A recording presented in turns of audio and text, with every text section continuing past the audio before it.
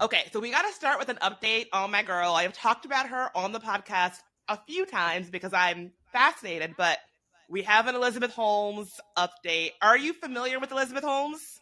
I mean, how could I not be? I should have worn a black turtleneck in honor. And like spoken in a weird, fake, deep voice to signal that you're like a serious tech person. That's my Elizabeth Holmes Yes. voice. It's good. It's good. Elizabeth Holmes, the disgraced CEO of the scam blood testing company Theranos, who is now in prison for defrauding investors because her blood testing was all a scam. We just recently found out what her husband is up to these days. And that is, securing the family business, the scam family. He is securing funding for a brand new blood testing startup company that he is launching. My mouth fell on the floor when I read that. Yes, I mean, if there's one thing these people have, it's the audacity, like it knows no bounds. Yes. So according to the New York Times, her husband, Paul Evans, is raising money for a company called Hemanthus, which means blood flower in Greek, and apparently has already accumulated millions of dollars in funding. Who would give these, like, at this point, like, if you're giving this person your money, you get what you get. Like, come on.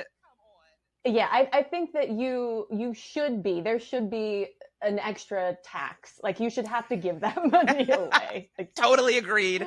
So this company says it is the future of diagnostics and a radically new approach to health testing, and will use AI to test blood and other bodily fluids like saliva and urine for diseases. So it sounds like just like Theranos, but instead of just blood, it's also other bodily fluids.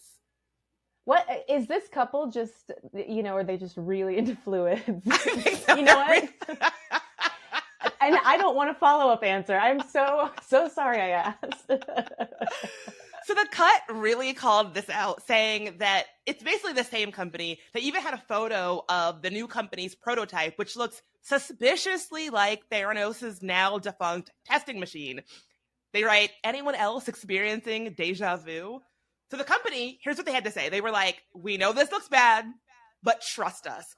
On X, they wrote, quote, we're Hemanthus. Our CEO, Billy Evans, is Elizabeth Holmes' partner. Skepticism is rational. We must clear a higher bar, so we will communicate directly, the unfiltered truth, no intermediaries. We prefer to build first, talk later. The science, when ready, will stand on its own merits.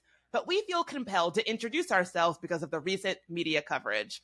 And yeah, you almost kind of have to respect it. Like, I wish I had this confidence to go, not just into a health testing company, but specifically going into a company that tests blood, just like Theranos did. Like, you almost have to respect it. Yeah, I mean, there is a reason why, Oh. Brewster? Is that your dog's name? Yes. That's Brewster so cute. does not stand for fraud. Found it. So I do have a question, which is that if they are a married couple, is it possible that Holmes could one day be profiting from this new blood testing company? Because, it could be marital property since he started this company after they were already married. I don't know the answer to this, but I am very curious. Like, I don't necessarily like a dynamic where she is revealed to be defrauding investors with a blood scam and then gets to make money from blood testing later on. Well, and also with the added bonus of not having to wait until she's home from prison because her husband is just at home cooking up, what's it called? Hemanthus? Hemanthus. Also a terrible name. So maybe we shouldn't be worried.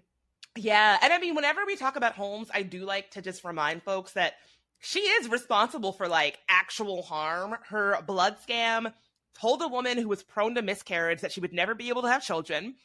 It told somebody that they were HIV positive, and this person could not afford to get like an actual blood test for some time, and so like had to just wait while they accumulated enough money to like get another blood test that told them like, no, you don't have HIV. It also misdiagnosed somebody as having cancer. And so Holmes basically says that none of this should disqualify her from running similar kinds of health testing companies. In fact, to this day, she maintains her innocence and says that failure isn't fraud, even though, like, yeah, she might have defrauded some people, but, like, come on, it's just business. Wow.